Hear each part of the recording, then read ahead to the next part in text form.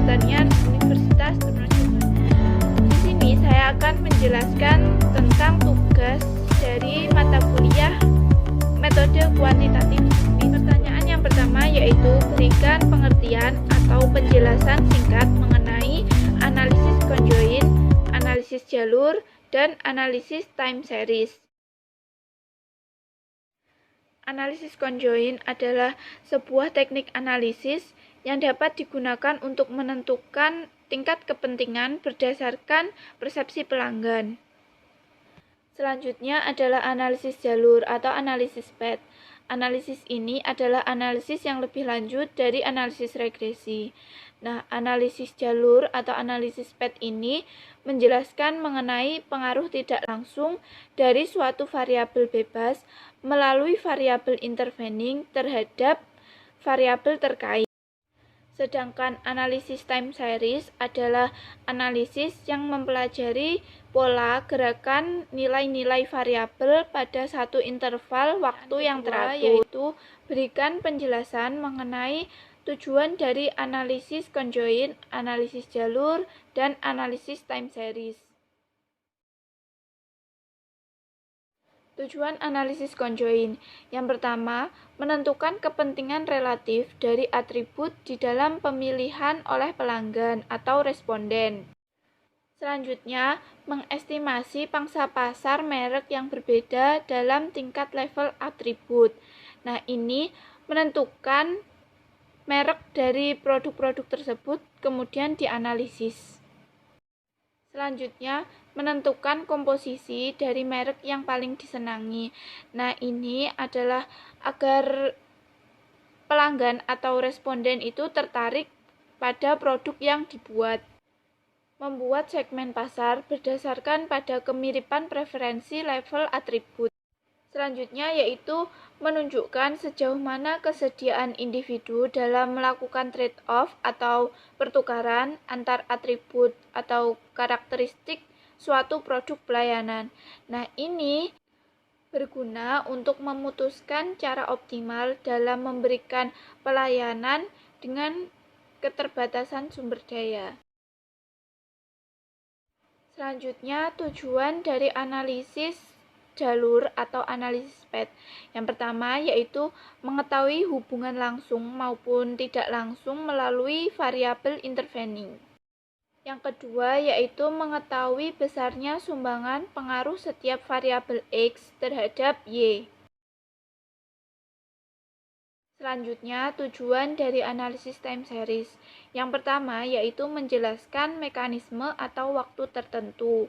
Yang kedua yaitu meramalkan atau memperkirakan suatu nilai di masa depan secara teratur. Yang ketiga yaitu mengoptimalkan sistem kendal agar dapat digunakan dan secara teratur juga. Pertanyaan yang ketiga yaitu berikan penjelasan mengenai jenis data dan variabel pada analisis conjoint dan analisis jalur. Jenis data yang digunakan dalam analisis conjoint adalah data matrik, sedangkan variabel yang digunakan dalam analisis conjoint adalah variabel dependent dan variabel independent. Sedangkan jenis data yang digunakan dalam analisis jalur atau analisis path adalah data matrik berskala interval. Dan variabel yang digunakan dalam analisis jalur adalah variabel dependent endogenous dan variabel independent exogenous, di mana variabel dependent endogenous adalah variabel terikat dan variabel independent exogenous adalah variabel yang mempengaruhi variabel lain. Pertanyaan yang keempat yaitu berikan penjelasan mengenai istilah yang pada umumnya digunakan dalam analisis time series, analisis kointegrasi, dan analisis stationaritas. Istilah dalam analisis time series yang pertama yaitu ada trend. Trend adalah keadaan data yang menaik atau menurun dari waktu ke waktu. Yang kedua, variasi musiman. variasi musiman adalah fluktuasi yang muncul secara reguler yang biasanya disebabkan oleh pola tetap dari waktu ke waktu. Yang ketiga, variasi siklis. Variasi siklis muncul ketika data dipengaruhi oleh fluktuasi ekonomi jangka panjang.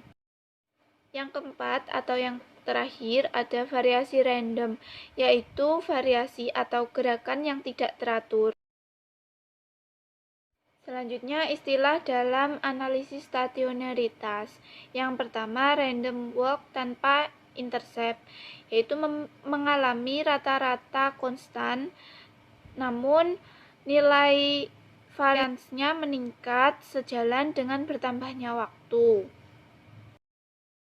Yang kedua, random walk dengan intercept, di mana tidak hanya variansnya saja yang tidak konstan, tetapi juga rata-ratanya meningkat sejalan dengan bertambahnya waktu. Yang ketiga, yaitu ada random walk dengan trend, yaitu menambah variasi dari random walk dengan menambahkan trend, di mana nilai variansnya konstan dan nilai rata-ratanya berubah sepanjang waktu.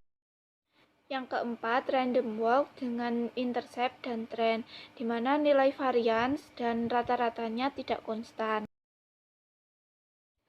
Selanjutnya, istilah yang pada umumnya digunakan dalam analisis kointegrasi.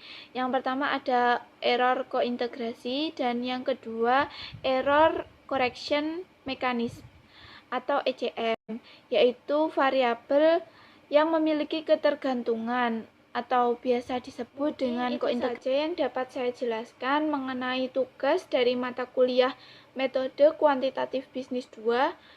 Kurang lebihnya saya mohon maaf. Wassalamualaikum warahmatullahi wabarakatuh.